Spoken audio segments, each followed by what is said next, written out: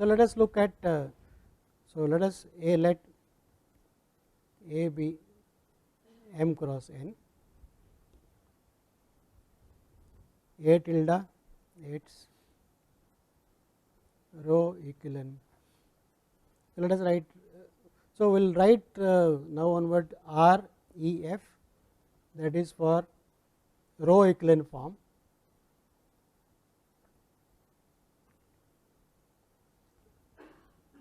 and R R E F will be reduced R E F. Now, R E F is already defined, so it is a new command, okay, R R E F. So, let us look at A tilde to be the reduced row equivalent form. So, it is characterized, what are the characteristics?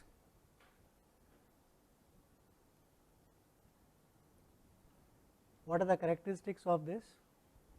There is a number R, okay. So, this is m cross n, there is a number R between 1 and the minimum.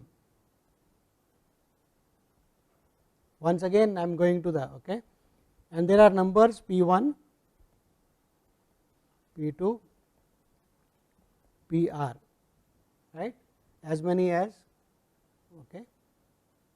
So, there exists this such that the matrix looks like R1, R, and 0, 0 everything. So, this is m cross n. So, how many zeros will be there? These are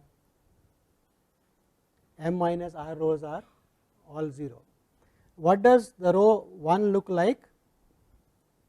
So, row 1, that looks like 0, 1 and something, right, and similarly the other. So, let us write R I. So, this is P ith column. Pivot should be 1, right, reduced row equivalent form, right, and in the column C P I. So, C P ith column, all entries are 0 except other than which one? Ith column, okay. So, entry what shall we call it for in the column let us C I j equal to 0 for j not equal to P I. Means the column looks like this, let us just write that. So, this is the column C P I, it is 0 here, 0, 1, 0, 0, and what is this place? This is the ith, right, this is the ith entry in that, ith row is non-zero. We are describing the non-zero rows. So, the ith row is non-zero, the non-zero entry is, first non-zero entry is 1, everything else is equal to 0. So, let us give this R a name. So, let us put a definition. The number R is called the rank of the matrix.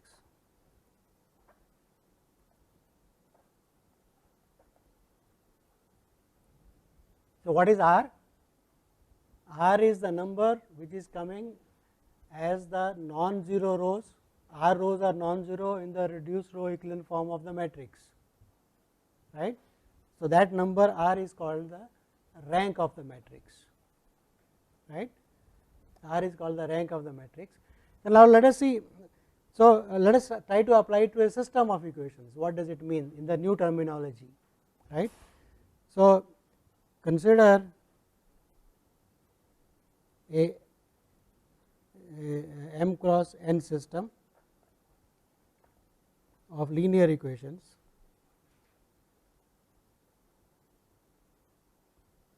so that is A x equal to b. So, the m equations in n variables, right. So, A is m cross n, okay. What is x? That is the variables, right. So, x 1 x n, let us write that. So, that is n rows and 1 column, right. And what is b? B is the vector coming on the right hand side, constants. So, we saw that. So, what is b equal to? B 1 up to b m, right, m equations. So, that is m cross 1. So, m cross n multiplied by n cross 1 is equal to m cross 1, A x is equal to b, that is a matrix notation for a system of linear equations, right. And how did we said we will see whether a solution exists or not. So, we said we will look at the matrix A and B, that is augmented matrix, we said we will look at that, right, and reduce A to row echelon form or reduced row echelon form. Okay. So, when you do that, this will become A tilde and this will become B tilde, where A tilde is the reduced row echelon form of the matrix, right. Okay. So, A tilde reduced row echelon form of A. Okay. And we said the system is inconsistent if what happens? If there is a row in the part of A which is 0 and there is a non-zero constant coming in B, right. Now, in terms of if I look at the bigger matrix A and B, A has already been reduced to row echelon form or reduced row echelon form, B has changed to something. So, if I look at the bigger matrix A tilde B tilde compared to A B, then the rank, the number of non-zero rows in A will be strictly less than the number of non-zero rows in the bigger one, if it is a 0 here and a non-zero there in B. Clear to everybody? Yes or no? So, the matrix A tilde B tilde will look at it is 0 here and some non-zero entry coming here, some B r tilde, let us say, right. So, this is the rth. See, okay. This is a non-zero entry here. So, that part is of A, that is A tilde. Bottom rows are all 0 in it, right, somewhere non-zero. So, in the 0 thing in B, something non-zero is coming in that column of the corresponding to B. If a non-zero comes, that means you have got an equation like 0 equal to non-zero, right. But look, interpret this in terms of the rank. Rank of A is this much, but the rank of the bigger one, there is a non-zero entry here. So, it will be bigger than the rank of A, because there is number of non-zero rows is at least one more, that inconsistent equation, right. So, we write this as that system is inconsistent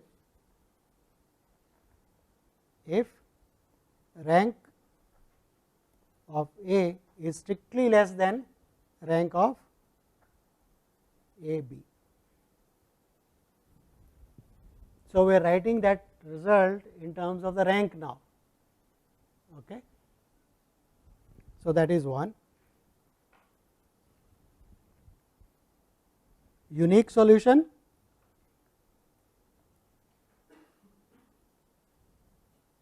When was the system having unique solution? R is equal to n, and that should also be equal to rank of A B, right.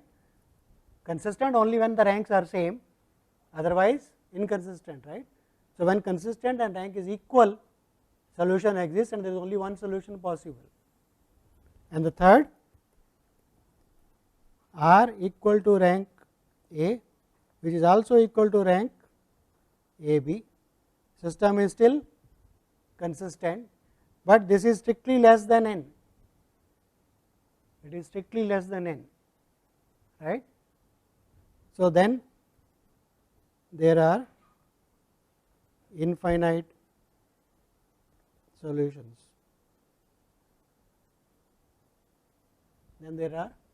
So, this result is interpreted in terms of the rank, right. And how do you get those infinite solutions? The variables. So, one makes a convention that the pivotal variables will be computed in terms of the non pivotal variables in an equation, right.